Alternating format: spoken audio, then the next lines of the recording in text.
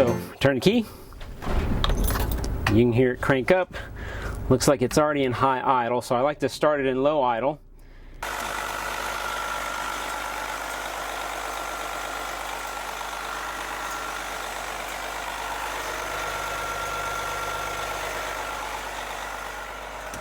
Now the it's not warm, as you can see. So this is engine, this is transmission. That's fuel, RPMs. Over here, this is main and auxiliary tank, the 24 volt alternator, the 12 volt alternator, and your turbo boost. All right, parking brake off, in gear, and it wants to move.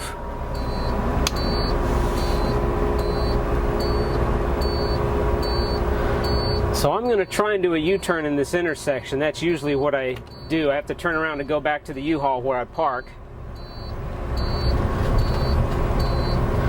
And I'm not sure if I'm going to get away with it.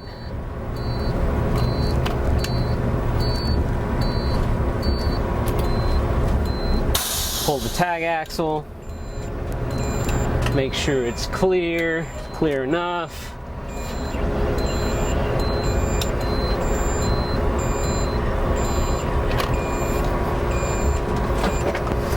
And that's a U-turn in a 40-foot Prevost. Blinker. I'm not going to pull the tag axle on this turn because it's kind of a wide turn. There's plenty of space. Pretty much tight 90-degree turns. Anything that's going to scuff those tires or that you need extra turning diameter. But if it's rolling, you don't really need to pull the tag axles up.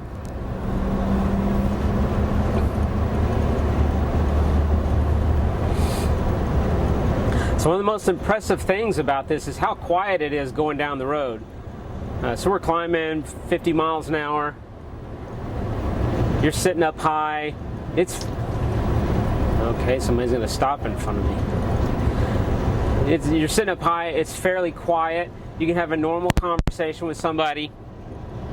You don't have to yell. There's not a lot of squeaks and rattles. It's really fantastic. So this is 60 miles an hour in the lane. So here's our turn. I'm going to get on the brakes kind of hard. Pull the tag axle and make this turn. So I want to show you how tight a space this thing will go when I pull into my slot where I keep it stored.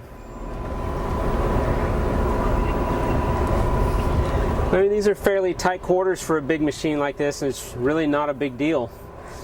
So I'm going to pull into one of these slots, and I want to show you how tight of a space it'll get into. I got to move my car first. Do I have those car keys? Man, I hope I have those car keys. Brake off, drive. I'm going to pull the tag axle and swing it all the way. Watch it for it doesn't have much rear swing out. You just want to look at it and make sure. And this guy's mirror sticks out, and that's the only thing I have to watch. I don't get into that. Pick the tag axle up now that I'm straight.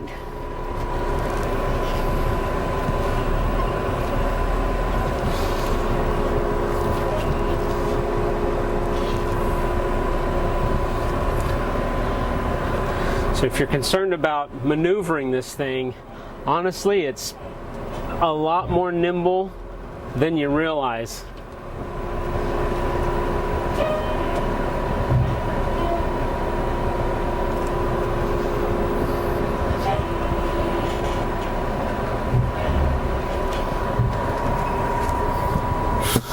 Bingo, that's it. She's home.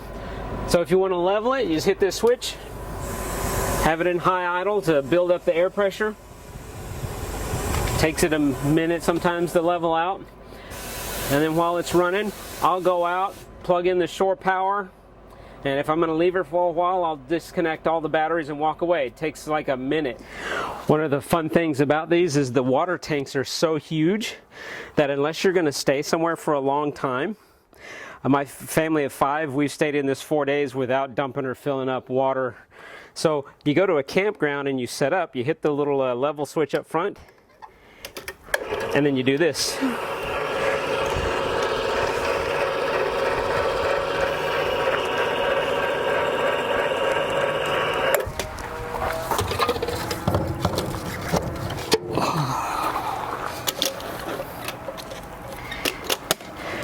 There we're set up.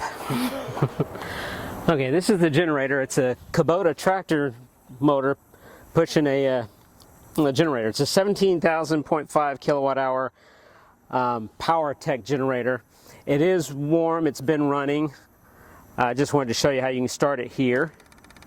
You hold it for a few seconds till the fuel pump primes.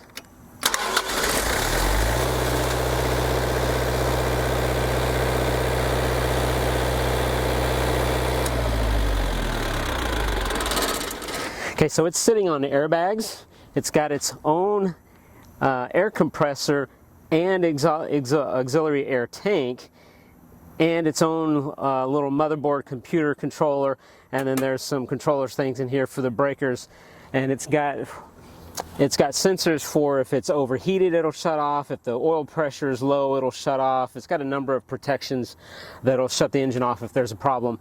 There's an air cleaner back in there. There's a little compartment in the front storage area that you can access all of that stuff for cleaning and maintenance. I always vacuum out these little holes where the airbags are. Sand always collects in here, and so basically I don't really wash it off. I just blow all the sand out and vacuum it all out about every 50 hours of use or so, or if I've been on a dirt road. But this generator's new. Had 1,200 hours on it when I got it. I think I've got, I don't know, I've got it labeled. But this is basically, this was put in 4 years ago.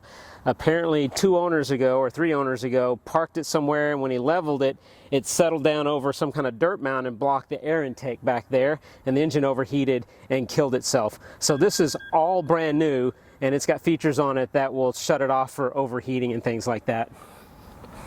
And I always label everything that I've changed.